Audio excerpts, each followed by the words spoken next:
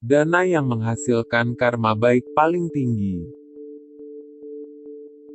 Berdana dalam perspektif Buddhis bukan hanya sebatas memberi santunan kepada orang miskin. Dalam Tipitaka banyak diceritakan bahwa Buddha dan para biku mendapat penghormatan dari para raja dan orang kaya lainnya. Para biku dan Buddha malah mengunjungi orang-orang miskin untuk menerima persembahan makanan, pindapata. Pertanyaannya, kenapa Buddha menerima persembahan dari orang miskin? Dengan mengajarkan kepada orang miskin untuk berlatih memberi dan mau berdana, Buddha menuntun mereka untuk mengubah nasibnya. Kehidupan saat ini orang miskin karena pada kehidupan masa lalunya tidak suka berdana, sesuai dengan hukum karma. Dana merupakan perbuatan yang paling mudah dilakukan dan merupakan awal dari semua perbuatan baik lainnya.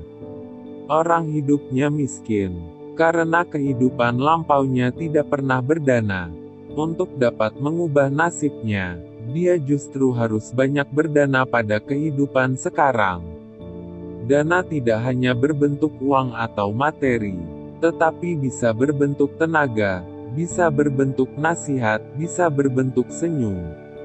Dana dalam agama Buddha dikelompokkan ke dalam 4 bentuk, yaitu 1. Amisa dana, yaitu dana materi seperti uang, makanan, air, obat, darah, kornea mata, bunga, lilin, dan dupa. 2. Paricaya dana, yaitu dana dalam bentuk tenaga. 3. Abaya dana, yaitu dana dalam bentuk memaafkan, memberi rasa aman, rasa nyaman dan menyelamatkan kehidupan makhluk yang lemah. 4. Dhamma dana, yaitu dana dalam bentuk ajaran benar seperti ceramah, cetak buku Dhamma, cetak VCD atau DVD Dhamma. Berdasarkan keempat bentuk dana tersebut, Dhamma dana adalah bentuk dana yang tertinggi. Pemberian dana yang dilakukan atas dorongan orang lain dinamakan sankara dana dan dinilai tidak semulia pemberian yang dilakukan dengan penuh kesadaran. Pemberian yang sama untuk orang yang berbeda tidak menghasilkan buah yang sama. Sang Buddha menjelaskan dalam Tipitaka, Khuddaka Nikaya, Dhammapada, Tanha Vaga Syair 356-359 bahwa Sang Buddha mengunjungi alam Dewa Tavatimsa untuk membabarkan Abhidhamma kepada Dewa Santusita, yang sebelumnya adalah ibu kandung beliau. Selama masa itu, terdapat dewa yang bernama Indaka di alam Dewa Tavatimsa. Indaka, dalam kehidupannya yang lampau adalah seorang pria, yang telah mempersembahkan sedikit dana makanan pada Anuruddha-tera.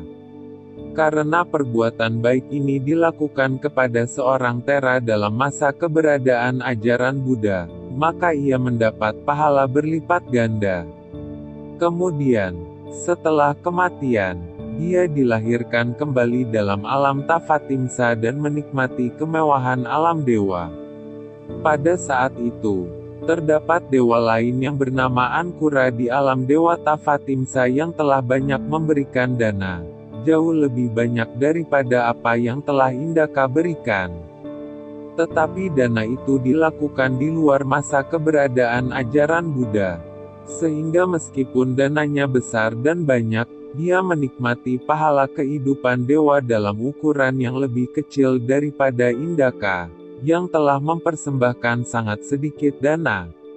Ketika Sang Buddha berada di Tavatimsa, Ankura bertanya kepada beliau alasan ketidaksesuaian perolehan pahala itu.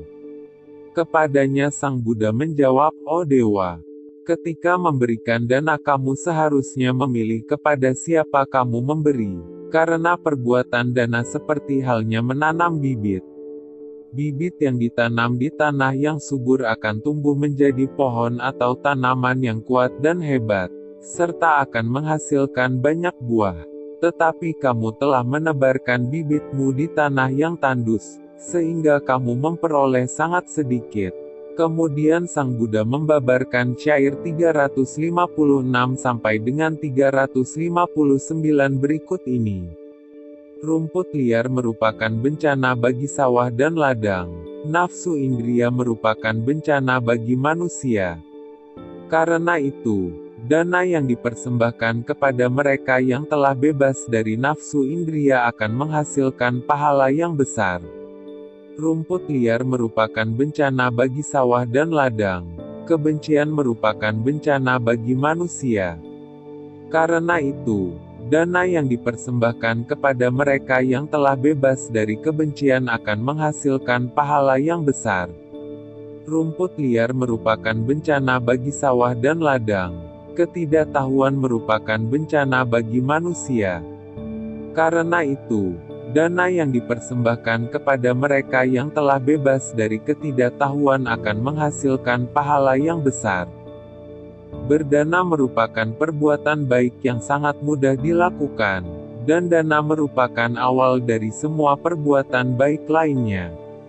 Manfaat dari berdana tidak hanya bisa dirasakan pada kehidupan yang akan datang, pada saat ini juga bisa dirasakan pahala atau manfaatnya. Manfaat berdana pada kehidupan saat ini diantaranya adalah dengan berdana berarti kita telah praktik dhamma untuk mengikis kekotoran batin atau loba, dosa, dan moha. Dengan berdana berarti kita berlatih melepas sesuatu milik kita dengan wajar, sehingga jika pada suatu saat nanti kita harus melepas milik kita yang sangat kita cintai, maka kita dapat melepasnya dengan wajar. Manfaat berdana pada kehidupan yang akan datang yaitu dilahirkan sebagai anak dari keluarga yang kaya raya. Bila terlahir sebagai manusia, jika kita berdana kepada Bhikkhu Sangha, maka kita akan mendapat berkah yaitu ayu, panjang umur, vano, kecantikan, ketampanan, sukam, kebahagiaan, dan balam, kekuatan. Sekian.